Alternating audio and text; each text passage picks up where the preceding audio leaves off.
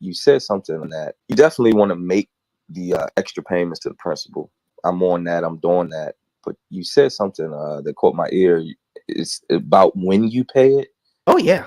I'm not paying it at the end of the month. I'm paying it like bi-weekly. Right. But of course, covering the mortgage payment, but the principal payment, which of course allows you to pay the mortgage down sooner. I'm doing that as well. I'm including that in the bi-weekly. So I kind of break it up into 4s, Gotcha. Every 2 weeks. Is that what you're getting at, or am I doing that incorrectly? Well, listen, let me tell you something. You are saving money by what you're doing. And we would never tell you you're doing something incorrectly. Okay? Here's what we're doing. What you're doing is the best you know how to do. Do you know anything better than this right now? No. Then it's not wrong. Exactly. I knew I was going to pay it off sooner than the 30 years. Right. Of course, I want to learn how to do it more efficiently. There you go. So it's not wrong. Okay. But I don't know who was that said, when we know better, we do better. Absolutely. Okay. So let's see how we can do that better. So here's what we're talking about. Let's go over bi-weekly payments first. Okay. Bi-weekly payments work like this. And you have to set that up with your bank, with your mortgage company, or with a third party that can set this up for you. Okay, bi-weekly payments. Now, bi-weekly payments will save you somewhere between 4.9 and 7 years. The most on a 30-year loan, the most it could save you is 7 years. In other words, turning your 30-year loan into a 23-year loan.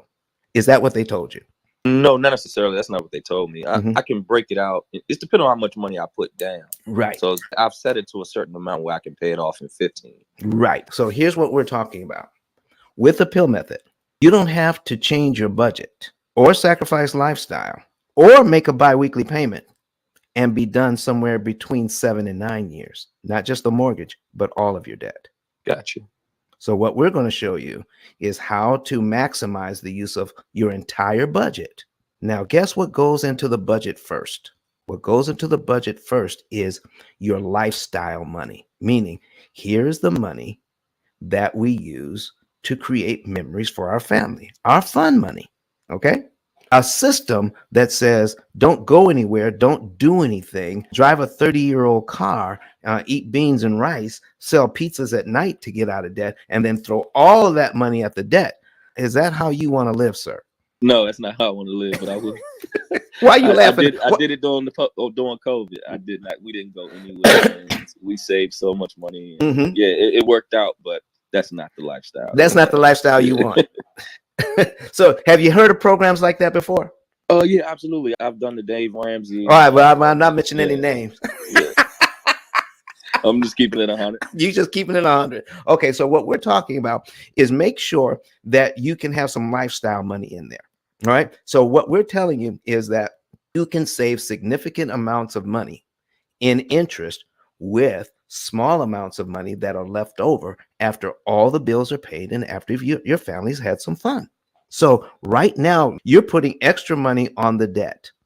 But when you do that, is the bank sending you a receipt saying, thank you very much for this extra money? Here's how much interest you saved. Are they doing that?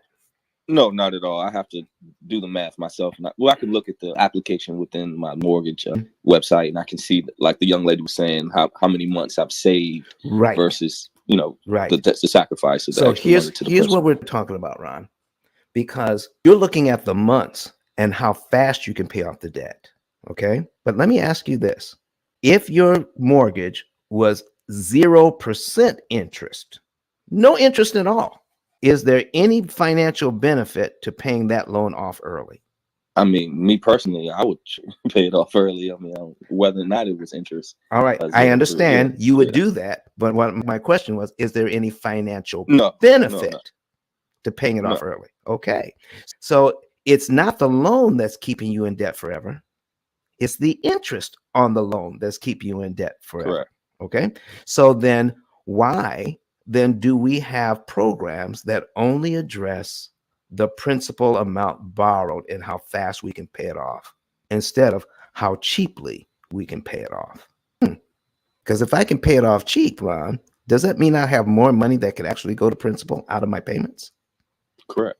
Well, then That's where we need to focus. Our focus is in the wrong place. This is why magic works.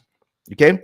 You got a guy on stage and they do magic and they get you watching one hand while the other hand is hiding stuff. You see what I'm saying? We're watching one thing when we ought to be watching the other thing. So banks want us to watch what? Interest rate and payment and how much money we owe. That's the distraction. Okay. But banks are in the business to do what, sir? Make as much money as they can. Make as much money as they can. So if I'm watching interest rate and I'm watching my payment and I'm watching the amount that I owe, am I paying attention to how much interest I'm paying each month on my debt? Did you know that the average family pays 35 to 39% of their take-home pay just on interest payments alone? When you add up all the interest payments on all the debt, the average family? Makes sense. 35 to 39% of take-home pay. That's a lot of money, even if you're doing well. I mean, people out there paying all their bills, they're doing it with ease. They're going on vacation. They have high limits on their credit cards. They're keeping their credit cards under control. They're still paying 35 to 39% of their take-home pay on interest cost that we're not paying attention to. What if we could cut that by 2/3 and still do everything else we're doing? Wouldn't that be better? So, Ron, that's what we're talking about. So when you're making a payment to the loan, you want to know how much interest you're saving each time you do it. So not that you want to throw any amount to the loan, you want to figure out what is the exact amount that you could pay at any given time. And you're not doing it every month. You're only doing it strategic times during the year. You want to do it in such a way that you're putting the exact amount of money on this loan, on the right loan, so that you can save the maximum amount of interest per dollar applied. I'm going to tell a little story. I've told this before. You might not have heard it, but I had a gentleman call me from Arizona not too long ago, and he makes good money.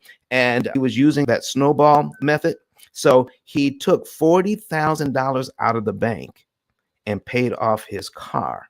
And then he took the $700 he's no longer paying on the car, and he's putting that on the mortgage every month. So he's using that methodology. I said, well, that's what the experts are teaching. Why are you calling me? He says, because I saw one of your videos online, Don, and I wonder if I did it the wrong way. So I asked him the question I would ask anybody in this situation. How much interest did you save when you paid off your car? So what do you think he told me, Ron? I have no clue. I'm sorry. Go ahead. He said, I don't know.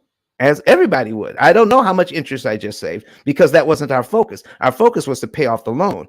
Our focus was not to save interest. Okay. So now we figured out that he saved $7,700 in interest. But Ron, if he had put that $40,000 on his mortgage instead, he would have knocked off about 7 years off his mortgage and saved about $80,000 in interest. Big difference. Absolutely. By doing that, he actually extended the life of his loans, because the more interest you pay, the longer you stay in debt. He basically just attacked the wrong fish. Exactly. Exactly. But he was doing it according to how all of us have been taught, using a heuristic or a rule of thumb, instead of a methodology that incorporates how much interest are we paying and how can I attack this loans so I pay the least amount of interest with the smallest amount of money applied. So that's called critical point analysis. I want to know, what is the least amount I can do to get the biggest benefit? Thank you for answering my question, man. You're so welcome. Listen, we want to keep that in mind by focusing on what we need to focus on. And I'm telling you, you can save a ton of money. But Don has some valuable information that can contribute to the quality of a person's life. And it only costs you a few dollars. It's his book. Why not get that? I'm going to go through the P.I.L. method myself with some of my investment properties. So I'm going to link up with Don, and then I'm going to sit down with him, show him my investment portfolio, and see how I can eliminate interest.